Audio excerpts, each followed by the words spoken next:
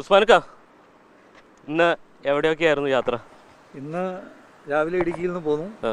ഇനി തൊടുപുഴ ഇത്തിരി ജോലിയുണ്ട്. കേരളത്തിലെ ഏറ്റവും കൂടുതൽ ചർച്ച ചെയ്തത് ഉസ്മാൻക്കയുടെ റൂട്ട് മാപ്പായിരിക്കും അല്ലേ? അതെ അതെ, തീർച്ചയായിട്ടും അതെ. റൂട്ട് മാപ്പ് എന്ന് പറഞ്ഞൊരു പേര് തന്നെ യഥാർത്ഥത്തിൽ വന്നത് അങ്ങനെയാണ്.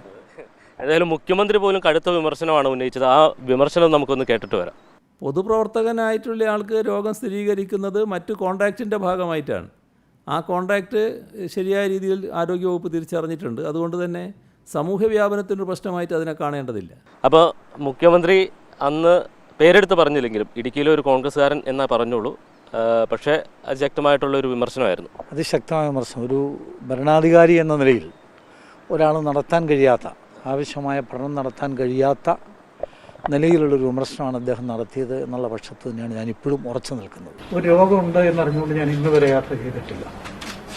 ആ യാത്രയെ ജാഗ്രതക്കുറവായി വിശേഷിപ്പിച്ച ബഹുമാനപ്പെട്ട മുഖ്യമന്ത്രിയോട് അദ്ദേഹത്തോടും എനിക്ക് പരിഭവമില്ല.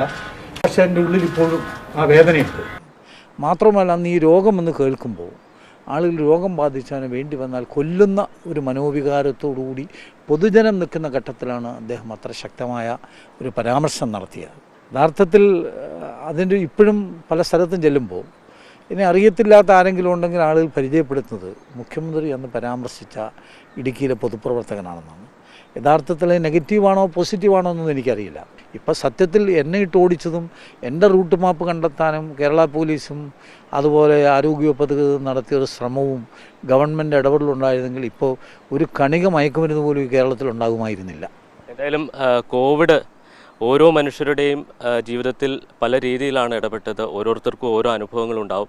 എനിക്കും കോവിഡ് വന്നിട്ടുണ്ട്, ഒരുപക്ഷെ നിങ്ങൾക്കും കോവിഡ് വന്നിട്ടുണ്ടാവും. എന്തായാലും ഓരോരുത്തർക്കും ഈ 5 വർഷം കഴിയുമ്പോൾ അത് വ്യത്യസ്ത തരത്തിലാണ് ഓർമ്മിപ്പിക്കപ്പെടുന്നത് എന്നുള്ളതാണ്. വിനു കാഞ്ഞിരപ്പള്ളിക്കൊപ്പം ജെയിനസ് രാജു, മാതൃഭൂമി ന്യൂസ്.